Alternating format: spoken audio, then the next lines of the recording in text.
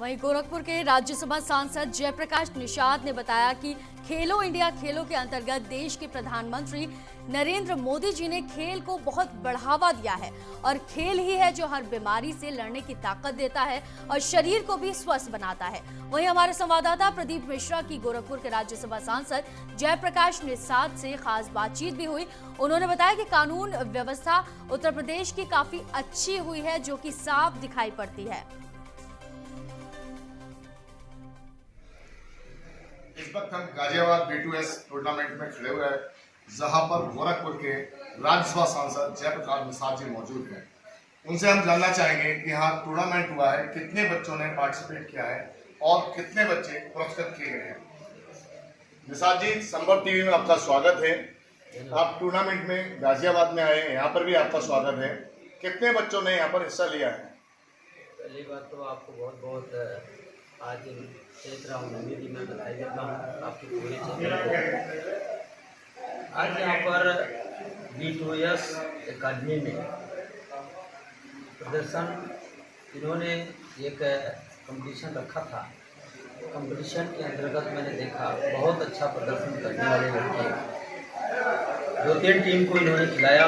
मेरे मौजूदगी में मैंने उन लोगों से जो बातें की, उनका विजन जो दिखा, खेलो इंडिया खेलो के तहत जो माननीय प्रधानमंत्री जी ने जो आज पूरे देश के युवाओं को एक जोश खरोश भरने का जो काम किया है, उसके तहत आज B2S अकादमी के बच्चे अच्छा प्रदर्शन किए। हमको लगता है कि आने वाले समय में इस प्रदेश और देश लेवल पर इस B2S अकादमी का भी उसमें सहभागिता होगी और बच्चे यहाँ पे प्रदर्शन अच्छा करेंगे।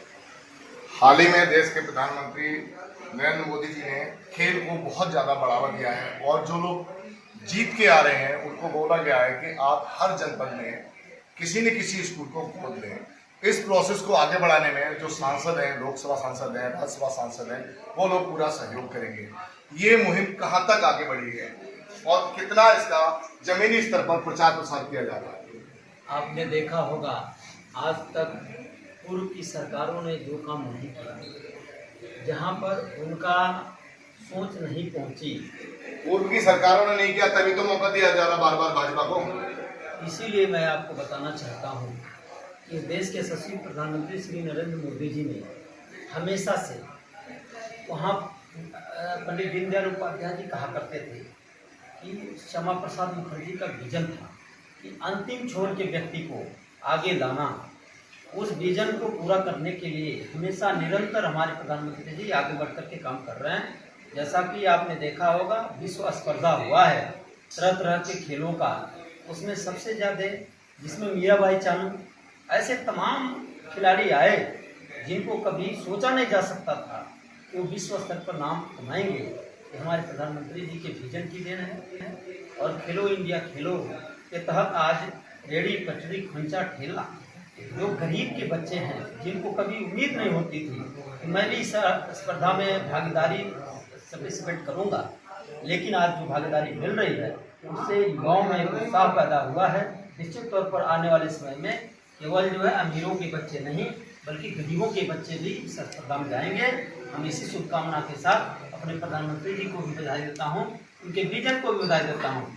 और आज एक गाजियाबाद आपके नोएडा में अपने इस B2S अकादमी के हमारे शेखर त्यागी जी हमारे बगल में बैठे हैं। इनकी सोच बड़ी उत्तम है। इन्होंने जो सोच बना करके आज अकादमी का स्थापना किया है और चला रहे हैं, तो हम समझते हैं कहीं कहीं उन बच्चों के प्रति इनका भी भाव एक अग्रणी है और चाहते हैं कि देश में हमारे गाजियाबाद के बच्चे नाम कमाएं। उसके तहत मैं अकादमी को भी बधाई देता हूं और बहुत अच्छा प्रदर्शन के बच्चे कर रहे हैं। इसलिए मैं आज नवमी के अवसर पर इनके बच्चों को, इनको सभी को, पूरे परिवार को बधाई देता हूँ। सांसद जी, अभी आप गाजियाबाद में बैठे हैं तो गाजियाबाद की थोड़ी बात कर ली जाए। हाल ही में ज्वेलर्स के बच्चे को गोली मारी जाती है, व्यापारी से 25 लाख रुपये ले जाते हैं प्लेटफॉर्म से, जगह जगह लूट हो रही है, गोली मारी जा रही है, मर्डर हो रहे हैं, यहाँ तक कि पुलिस प्रशासन नाकाम हो रहा है। आनंद फानन में DIG का पोस्टिंग किया जाता है, वो मौके पर आके ज्वाइनिंग नहीं करते हैं, अस्थायी एसएसपी को भेजा जाता है, बावजूद उसके कानून व्यवस्था कंट्रोल में नहीं है। क्या कारण है कि यहाँ पर आने वाले समय में क्या कमिश्नरी ही लगाई जाएगी? आज मैं आपसे बता देना चाहता हूँ, उत्तर प्रदेश के अंदर कोई गुंडे माफियाओं की औकात नहीं है। आज उत्तर प्रदेश में जब से परम पूज्य योगी आदित्यनाथ महाराज की सरकार आई, निरंतर लगातार गुंडे माफिया सरेंडर कर रहे हैं, भाग रहे हैं छोड़ के। सांसद जी, सरेआम बैंक में घुस के गन पॉइंट पे लूट हो रही है, सरेआम ज्वेलर्स को गोली मारी जा रही है, सरेआम पेट्रोल पंप लूटा जा रहा है, सरेआम बुलंदशहर में लूट हो रही है, ये क्या है? आज मैं आपसे बताना चाहता हूँ महोदय, निश्चित तौर पर ये देख लीजिए, चाहे जितनी बड़ी घटनाएं हों, हमारे मुख्यमंत्री जी इतना संवेदनशील हैं। आज अपने प्रदेश के लोग नहीं बल्कि उनके कार्यों की सराहना पूरे देश में होती है। अगर मुख्यमंत्री हो तो योगी आदित्यनाथ जैसा हो।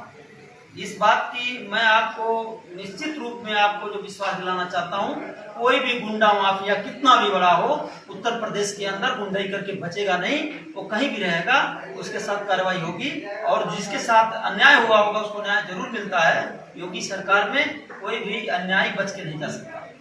भाजपा सरकार को लोग बोलते हैं बेदाग सरकार है, यहाँ तो आईपीएस अधिकारी भ्रष्टाचार में सस्पेंड किए जा रहे हैं। आपको मालूम है कि कोई भी अधिकारी हो या गुंडा हो या कोई भी व्यक्ति हो, किसी को खुली छूट नहीं है उत्तर प्रदेश के अंदर। आज आप देख रहे हैं पूरे दूसरे प्रदेशों के लोग कहते हैं कि अगर कोई गुंडाई उत्तर प्रदेश में करता है तो उसके साथ कार्रवाई होती है। देखिए, कई वर्षों से गरीबों की जमीनें हड़प करके अलियासान जिसने मकान बनाया, परम पूज्य योगी आदित्यनाथ महाराज ने तनी साख देरी नहीं लगाई, बुलडोजर लगाकर उस मकानों को गिरा करके उन गरीबों को वापस दिलाने का काम किया। आज यहाँ का गुंडा भयभीत है, परेशान है, गुंडा दिखाई नहीं दे रहा है। जो छोटे मोटे गुंडे बचे हैं वो अपने आप सरेंडर कर रहे हैं और आने वाले समय में इनकी औकात पूरी हो जाएगी, कोई दिखाई नहीं देगा। ये गुंडा मुक्त प्रदेश पहला ऐसा प्रदेश होगा अपने देश के अंदर जो उत्तर प्रदेश होगा। आज है, आगे भी रहेगा। सांसद जी, एक सवाल और करना चाहेंगे, जनता के लिए एक संदेश खेल के माध्यम से आप क्या बोलना चाहेंगे, क्या जवाब देंगे?